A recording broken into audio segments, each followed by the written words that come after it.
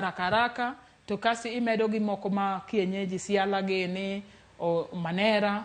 Koro kata ka wang' chieng' igolo madongo piyo piyo ka to manera pod odong' mi kivuli, manera pod odong' rito environment. Erokamano. Nyaka sani wanyalo wacho ni chenro mabende sirikal obiro godo kae mar pidho yiende. En chenro mabende wanyalo wacho ni okelo jo Kenya duto kanyakla mar mondo mi ji duto onywak lwedo pidh yien. To ponono ber mane kata pidho yien kata tiego community kata nyuola e pidho yien konyo nade chenro ni mar neno ni opidh yiende yo makare? Pidho yien en pila mar economic development. Wawacho ni environment is the pillar for economic development. Environment kuarito yien, kuarito forest, kaka nwasewacho, twabiro yudo wakaure wa mol, pi nitiere, wanyalo timo electricity generation e auche wa madongo dongo. Ka wapidho yien, wabiro yudo ka wanyalo timo irrigation. Nyanza kucho watimo irrigation, Ahero irrigation, watimo irrigation, Luch Kimira kucho, to mondo watim irrigation wadwaro pi. Koro kwa pidho yien to wabiro yudo ni wabedo gi pi moromowa, to pi moromowa gi endi biro miyo watimo agricultural sector marwa biro dongore mbele. Ka wapidho yien to wabiro yudo ka soil and water conservation, productivity marwa dhi malo, kendo magi biro miyo wa economic benefit but also ecological benefits. Koro pidho yien important to jatendwa ma PS marwa mar forestry be wacho ni en gima more gi pidho yien ni mogik. Ni ka Kenya opidho yien, to wawuondo ni yien gi ne waloko gi pesa. To wapidho yien 15 billion. To wach ni yien ka yien modongo maber wachulo siling kata 10,000. To ni the forestry sector a country ni nyalo plow back to the economy 15 trillion Kenya shillings gi pidho yien. Mama bosetimore counties moko. Ni kwa pidho yien, to koro wawacho ni nitiere yien mwabiro pidho ma wanyalo loko pesa. To nitiere yien mwabiro pidho ma okwabiloso pesa directly, to wanyalo convert, wanyalo timo conversion. To wawacho ni nikech wapidho yien gi, waketo alwora marwa bedo maler, wa mitigate climate change. Koro okwabi ng'ado gi twadwa ni umiwa incentives kata chulwa pesa mondo yien gi omed bedo, mondo wan bedo ngwa contribute to climate change mitigation. Wa contribute to climate change. Ng'ama koro chuli pesa? Sirikal? Sirikal ok chuli pesa. Kiwacho ni yiende ma ipidho ma mago mok nyal tong' ma ponono ipidho gi mar mondo mi okony e bero alwora inya te kedo kod rakruok mar chal mar kor lwasi kata climate change. Yes. Wacho ni yien ma kamago kipidho ponono inyalo wacho ni donge a contribute yes. e mitigating climate change. Koro nego bed ni chula. Nitiere NGOs, international NGOs man gi corporate social responsibility. Maka wanyalo show ni ka wapidho yien to wa clean the environment. Kata alwora. Wanyalo yudo compensation. To bende nitiere compensation wanyalo yudo kwa yani wanyalo yudo benefit kwa justify ni bedo ni yien chung kanyo miyo this country are getting more benefit. Koro wantiere gi compensation ma NGOs, to wantiere gi compensation monego wuok from multilateral environment agreements. Mawacho ni onego bed ni inyalo miwa incentives moko matin, baksishi moko matin kuom tich maber mwatimo.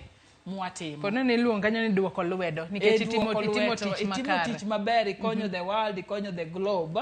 You can show the benefits mage. To maduong' moloyo ma anta nyiso jo Kenya te ni ma waneno kendo mwayiego kendo ma wan gi evidence ni kwa pidho yien to wanyalo ng'ado mokariyo mwatergo nyithindo school, wanyalo uso lembe, waneno ka iluongo ni pixies. Jo company pidho pixies to biro Nairobi ka giloche madongo dongo to giyudo pesa mang'eny. Gipidho mawembe, sani wan gi hash avocado, ji pidho tero China. Pesa mwanyalo yudo kat e olembego, to kwa chakwa medo gi yien mwapidho, gin pesa manyalo bedo maber kendo manyalo miyo itongo yien kanye monego imed jiwo jopiny ni kotongo kata chiel to pidho moko mar mondo mi yiende kik bed manok. Mana dier, in fact an koro naneno ni macha president chano wacho igni mosekalo to kaluwore gi medruok mar ji e piny ka luwore medore gi mahitaji marwa, ka medore gi challenges ma wan go uchumi. Ka wayudo nafas ni katitong'o yien achiel, to pod in gi nafas mar pidho 10, pidha. An always I emphasize ni watim gimiluongo ni sustainability. Kasto koro kojiwa gi sirikal ni watem ane wapidhi. Koro in sasa miyudo ni en koth chwe, inyalo pidho yien. Pidha yien. Ibiro po mana ka dalani olokore bungu. Sama dalani oselokore bungu, kidwa dhi tong'o yien, ok ibi kata mana wacho ni to koro atim nang'o. Ibiro yudo ka you have more than enough. So sustainability, sasa ming'ado yien, pidh mo. Sasa ming'ado yien, pidh mo. Ka in gi nafas. Aneno ka Beatrice Mola penja e Facebook ni en kit yien mane ma winjore bed ni wapidho. Aduoko erokamano ne penjo no, en penjo maber kabisa. Kit yien ma wapidho luwore gi kama iwuoke. Kiwuok e dho nam, nitie kit yien monego ipidhe dho nam. Kiwuok e wi got, nitie kit yien monego ipidhe. Kasto mar ariyo, kidwa pidhe e puothe kaka sewacho mag agroforestry, to nikech puothe watindo, wacho ni wapidh yien manyalo miyo wa olemo, wapidh yien manyalo miyo soil, fertility ma soil, okocham lo, okocham nutrients mag lo, omedo nutrients e lo. Ponono Beatrice dwaro ponono nyinge mag yiende. Yiende mag nyinge mag yiende asewacho ni wan gi yiende kaka mag siala makinde duto kwa dongo waseneno ka ni koro gi kuonde mipidho gi wachi kata kod ranyisi ni siala ber kipidho kanye, olemo ber kipidho e lo machalo nang'o. Siala wanyalo pidhe dala, wanyalo pidhe puothe. Siala aneno ka dongo, na wasewacho ni tree growing. Yien kirito maber, aneno kwa nyaka Mombasa gi Ashok, twakelo kaluo to dongo. Luwore gi kaka irite. Luwore gi kaka irite, to gi kama idwa pidhe. Yien ma onego wabed cautious kwa dwa pidho gin yien ma kisungu. Yien ma kisungu kaka eucalyptus, onyiswa ni kwa pidhe, tuwateng kama wapidhe, be kwa pidhe, to seche moko wapidhe, kik wapidhe kama be wadwaro chiemo, kik wapidhe gi ngaura, nikech iwacho ni en yien maber to kawo pi mang'eny.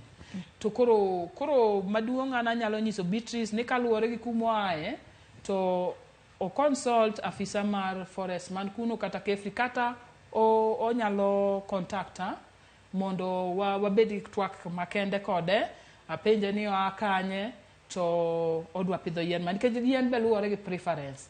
Ndalo moko ka endi ne kwa dwa pidho yien to jomoko wacho ni yien magolo maua marakwaro ni ok ber kopidhe.